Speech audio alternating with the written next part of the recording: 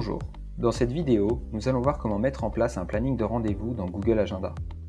Cette nouvelle fonctionnalité est disponible sans coût supplémentaire pour tous les clients Google Workspace, excepté Google Workspace Essentials, Business Starter, Frontline et G Suite.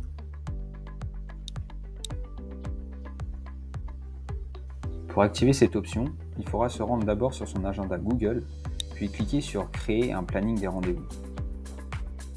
Ensuite, vous pourrez le paramétrer comme vous le souhaitez.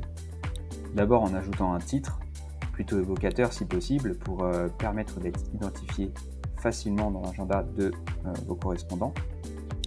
Donc moi je mets le nom de mon entreprise ainsi que mon nom à moi. Ensuite, vous pouvez choisir la durée des rendez-vous.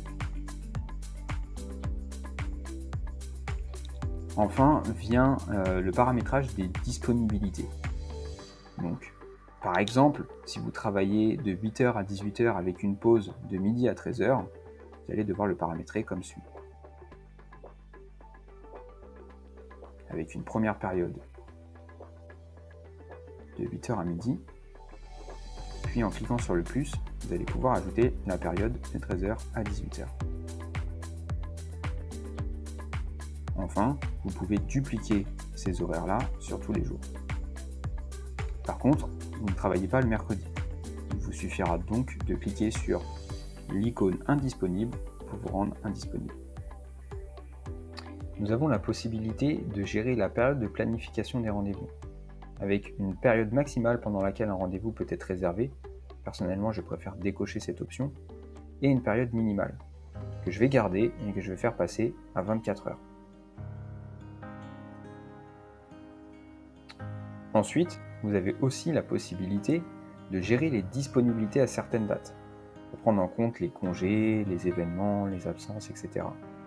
Et enfin, vous allez pouvoir gérer les paramètres de rendez-vous réservés, en ajoutant par exemple une pause entre les rendez-vous ou un nombre maximum de réservations par jour. Cliquons maintenant sur Suivant pour finaliser les paramétrages de notre planning de rendez-vous. Vous pouvez avoir un aperçu de la façon dont vous allez être identifié sur votre page de réservation. Et ensuite, vous pourrez choisir le lieu ou le type de conférence. Entre visioconférence Google Meet, réunion en présentiel, appel téléphonique ou autre. Pour ma part, je choisis visioconférence Google Meet, ce qui générera un lien après la réservation. Vous pouvez ajouter une description si vous le souhaitez. Et enfin, une des parties les plus importantes, ce sera le formulaire de réservation.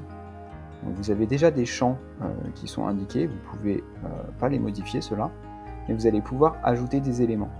Donc moi j'ajoute par exemple le numéro de téléphone que je mets en mode obligatoire, ce qui peut être utile en cas d'imprévu. Mais je vais également ajouter l'objet du rendez-vous, que je rends également obligatoire. Et pour terminer, vous avez la possibilité de paramétrer les confirmations et rappels de réservation.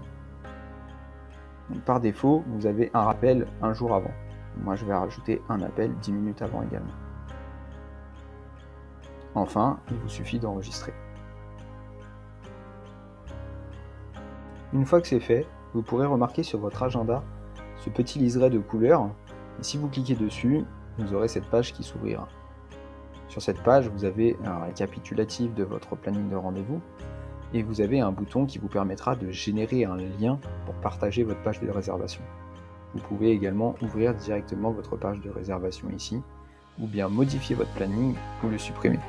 Petite astuce, si vous souhaitez laisser le choix de plusieurs durées de créneaux à réserver, il vous suffira de créer un ou plusieurs autres plannings avec des durées de rendez-vous différentes. Puis, pour partager votre agenda, vous devrez cliquer sur « Afficher tous vos plannings de rendez-vous ».